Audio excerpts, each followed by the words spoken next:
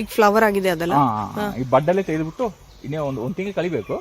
ಆ ಬಡ್ಡ ತೆಗೆದುಬಿಟ್ಟು ಬಿಸಿಲು ಹಾಕಿ ಒಣಗಿಸಿದ ಮೇಲೆ ಲವಂಗ ಲವಂಗ ಗಿಡ ನೋಡು ಎಷ್ಟು ಹೈಟ್ ಐತೆ ನೋಡು. ಕೊಡಿಲ್ಲ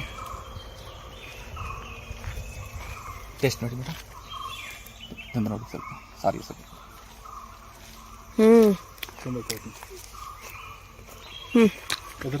ಲವಂಗ ಗಿಡ ಐತೆ ತಿನ್ನೋ. ವಾವ್, ಎಷ್ಟು ದಿನ ಐತ್ಲಾ? ಸೇಮ್ ಲವಂಗ ಖಾರದ ಸ್ವಲ್ಪ ನೋವಿಲ್ಲ, ಬರೀ ಅಲ್ಲೂ ನೋವಿಗೆಲ್ಲ ಬೆಸ್ಟ್ ಅದು. ಇದರಿಂದ ಆಯಿಲ್ ಕೂಡ ಪ್ರಿಪೇರ್ ಮಾಡ್ತಾರಲ್ಲ.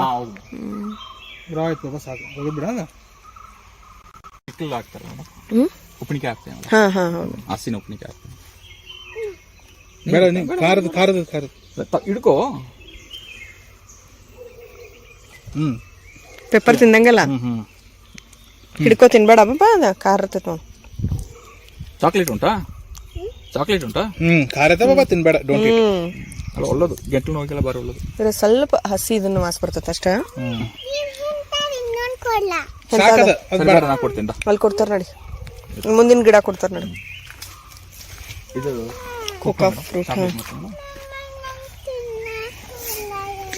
ಎಂತ ಬೇಕು? ಅಲ್ಲಿ ಕೊಡ್ತಾರ ಬಾ. ಇಲ್ಲ ಇದ್ರದ್ದು ಬೇಕಾಗಿದೆ, ಕ್ಲೋ ಲೀಫ್ ಬೇಕಾಗಿದೆ. ತಗೋ, ಒಂದ ಸಾಕ ಬಾಬಾ? ಕ್ಲೀನ್ ಮಾಡಿ ತಗೋ. ಕ್ಲೀನ್ ಆಯ್ತು. ಈ ಹಣ್ಣು ಕಲೆಕ್ಟ್ ಮಾಡಿಬಿಟ್ಟು ಕಟ್ ಮಾಡಿಬಿಟ್ಟು ಒಳಗಿಂದ ಬೀಜ ತೆಗೆದ್ಬಿಟ್ಟು ಡ್ರೈ ಮಾಡಿಬಿಟ್ಟು ರೋಸ್ಟ್ ಮಾಡಿಬಿಟ್ಟು ಚಾಕ್ಲೇಟ್ ಕೇಕೆಲ್ಲ ಹಾಕ್ತಾರೆ.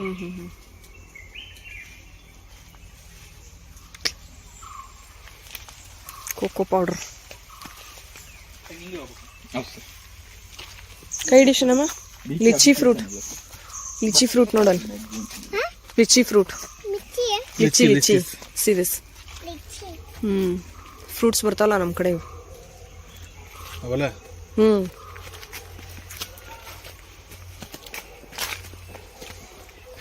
ಕೈ ಹಿಡಿ ಕುಸು.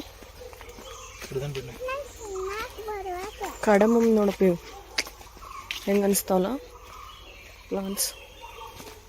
ನೈಸ್.